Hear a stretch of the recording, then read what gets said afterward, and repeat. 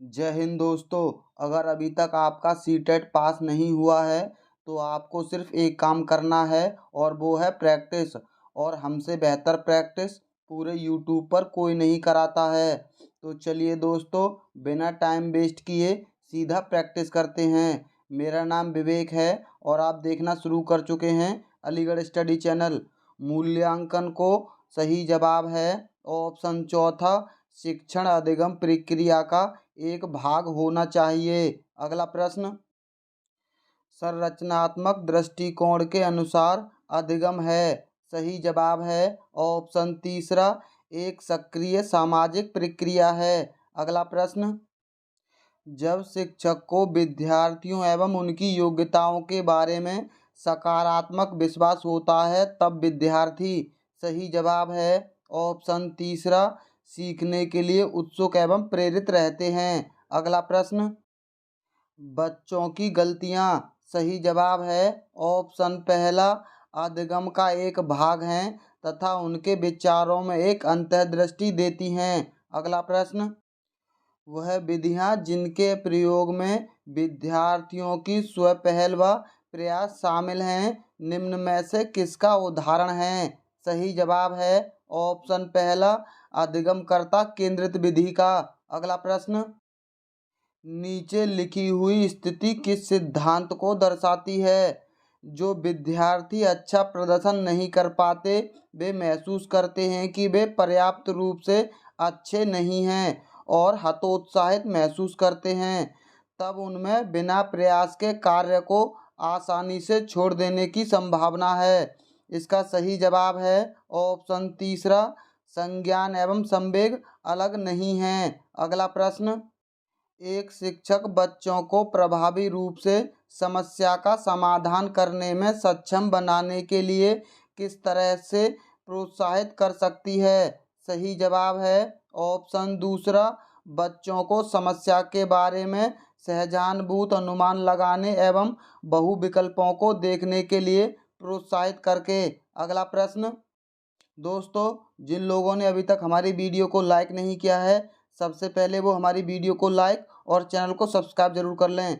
Gene पियाजे के सिद्धांत का प्रमुख प्रस्ताव है कि। सही जवाब है ऑप्शन दूसरा, बच्चे की सोच गुणात्मक रूप में वयस्कों से भिन्न होती है। अगला प्रश्न, जेंडर क्या है। सही जवाब है ऑप्शन पहला, यह एक सामाजिक संरचना है। अगला प्रश्न, निम्नलिखित में से कौन विकास के व्यापक आय की सही पहचान करता है। सही जवाब है ऑप्शन तीसरा, सबसे पहले शारीरिक विकास होता है, फिर संज्ञानात्मक, फिर सामाजिक और फिर संवेगात्मक। अगला प्रश्न, बुद्धि के बारे में निम्नलिखित कथनों में से कौन सा सही है। सही जवाब है ऑप्शन दूसरा, बुद्धि बहुआयामी है जिसमें बुद्धि परीक्षणों के द्वारा पूर्ण रूप से परमेय न की जाने वाली कई योग्यताएं शामिल हैं। अगला प्रश्न, निम्नलिखित में से कौन प्राथमिक समाजीकरण का माध्यम है। सही जवाब है ऑप्शन तीसरा, परिवार। बाकी ये तीनों यानी सरकार, मीडिया और विद्यालय समाजीकरण के द्वितीयक माध्यम हैं। अगला प्रश्न, लेव वाइगोत्स्की के अनुसार अधिगम।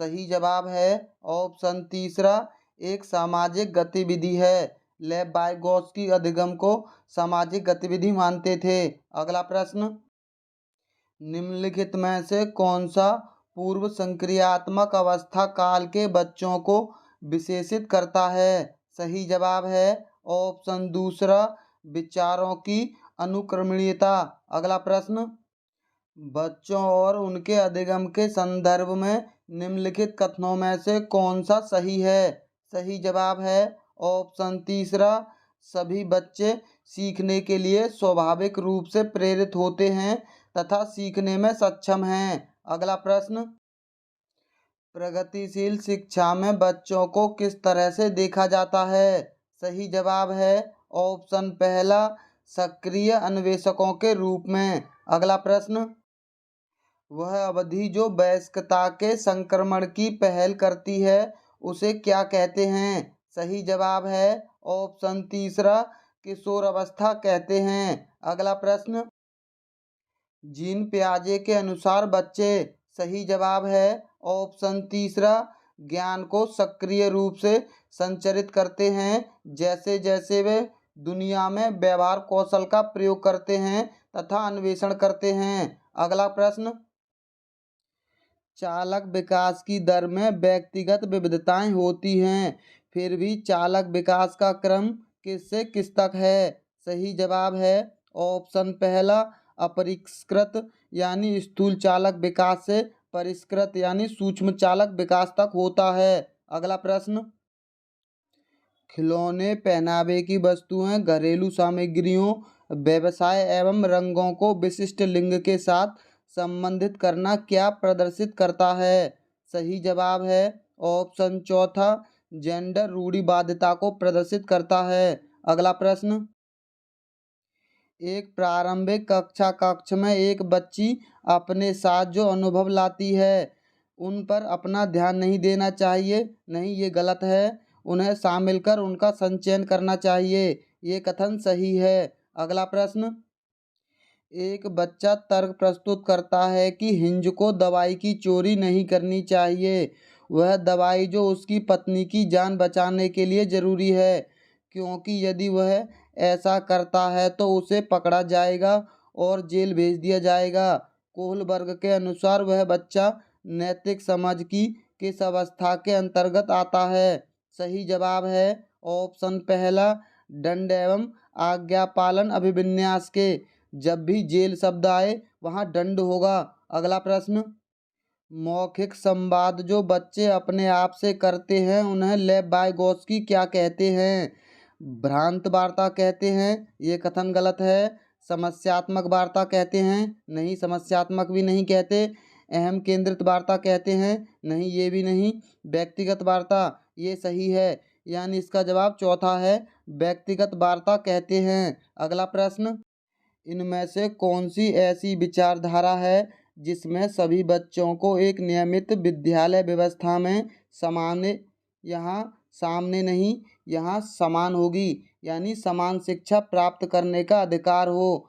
विशेष शिक्षा में नहीं, इसमें भी नहीं होता। बहुल सांस्कृतिक शिक्षा में भी नहीं। समावेशी शिक्षा में हाँ। इसका सही जवाब ऑप्शन तीसरा है, यह समावेशी शिक्षा में होता है। अगला प्रश्न, एक शिक्षक एवं शिक्षिका को चाहिए कि सही जवाब है ऑप्शन दूसरा, यह संप्रेषित करे कि वह कक्षा कक्ष में सभी संस्कृतियों का सम्मान करता या करती है एवं महत्व देती है। अगला प्रश्न, निम्नलिखित संरचनाओं में से शिक्षा का अधिकार अधिनियम 2009 किसकी वकालत करता है? पृथक्करण की, मुख्य धारा शिक्षण की, एकीकृत शिक्षा की या समावेशी शिक्षा की? सही जवाब है ऑप्शन चौथा, समावेशी शिक्षा की। अगला प्रश्न, बच्चों को कक्षा में प्रश्न पूछने के लिए अनुमति नहीं देनी चाहिए, बिल्कुल गलत। पूछने से रोकना चाहिए, बिल्कुल गलत। पूछने के लिए प्रेरित करना चाहिए, ये सही है, यानी इसका जवाब तीसरा होगा, पूछने के लिए प्रेरित करना चाहिए। अगला प्रश्न, निम्नलिखित में से कौन सी एक मुख्य प्रक्रिया नहीं है जिसके द्वारा सार्थक अधिगम घटित होता है? सही जवाब है ऑप्शन तीसरा, कंठस्थीकरण एवं स्मरण। अगला प्रश्न, स्तंभ का स्तंभ खा से मिलान करना है। पहला है प्रतिभाशाली, इसका जवाब होगा चौथा, यानी शीघ्रता से एवं स्वतंत्र अति सक्रियता रूप में सीखने की योग्यता। दूसरा है अधिगम अशक्तता, यानी इसका होगा पहला, धारा प्रवाह पढ़ने में कमी। तीसरा है सृजनात्मक, इसका होगा बी, मूल समाधान के बारे में सोच सकता है। चौथा है अवधान कमी व्यतिक्रम, इसका होगा सी, यानी आसानी से विचलित होने की आदत, यानी इसका सही जवाब होगा DABC। अगला प्रश्न, बच्चे प्रभावी रूप से सीखते हैं जब? सही जवाब है ऑप्शन दूसरा, वे विभिन्न गतिविधियों एवं कार्यों में सक्रिय रूप से भाग लेते हैं।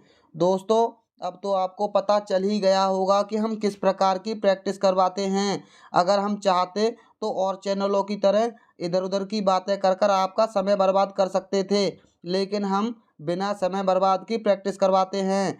तो आप हमारी वीडियो को लाइक और चैनल को सब्सक्राइब कर लीजिए। तो चलिए मिलते हैं अगली वीडियो में। वीडियो देखने के लिए बहुत बहुत धन्यवाद।